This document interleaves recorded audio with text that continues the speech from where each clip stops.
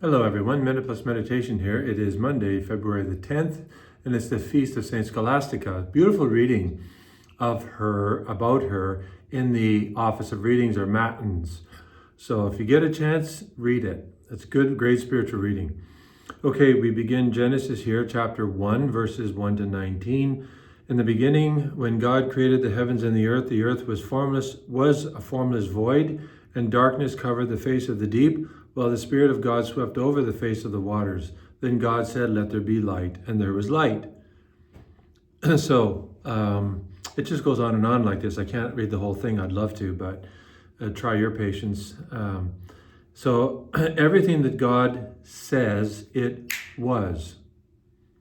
All right, and then there's this little verse. This is not a verse-by-verse reading here in the lectionary, but it said, "And he made the stars also." That's in Genesis 1:19. I'm just, so there's so many things that takeaways from this. One thing is the preciousness of Genesis chapter 1 is by comparing it against all the other creation myths in the ancient world. None of them, absolutely none of them, have the supreme being, creator, bringing creation into existence without any effort whatsoever and calling it good. That's, one of the big things.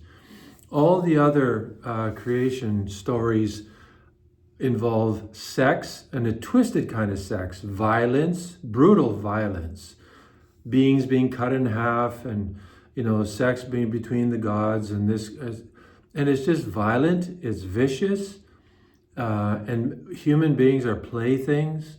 It's just awful for people to have lived with that, and it did affect the way people lived on a regular basis, because how we think about these things does affect the way we live. And what the Genesis account reveals to us is that one God brings everything into existence without any effort whatsoever, and he does this because he loves us, and it's all good.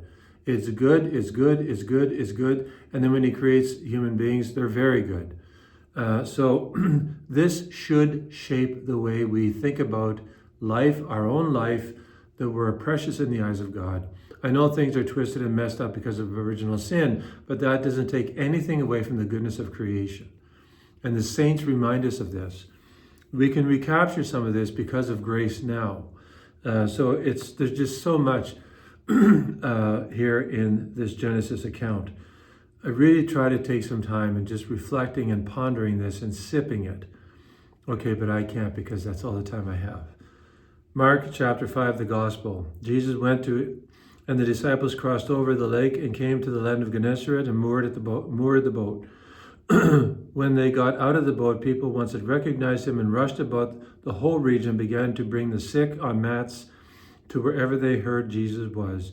And wherever he went, into villages or cities or towns, farms, they laid the sick in the marketplaces and begged him that they might touch even the fringe of his cloak, and all who touched it were healed. Again, many takeaways. Do we rush to the sacrament of penance like these people rushed to Jesus, believing that he could heal them? And we have the sacrament of penance as Catholics that can do far more than a physical healing, because it can restore the soul to God. It can actually strengthen and fortify the soul, fortify it against temptation. It can bring renewed or revived harmony between the intellect and the will. I mean, there's so many things. Restores us to communion with other people. It has the power, the potential to do that. It has the power to do it. Whether or not we cooperate and the other person's willing to cooperate is another question.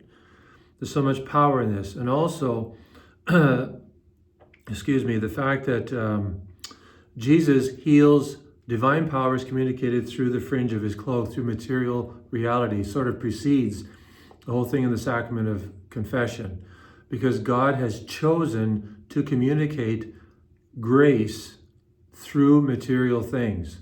That's what the sacramental system is all about. So Jesus didn't physically touch everybody. They just touched the fringe of his cloak, and he communicated power through the material reality. Same thing on steroids, as it were, in under the form of bread and wine and oil and the words of absolution and so on. So appreciate what you have as a Catholic. It's absolutely marvelous. God bless you.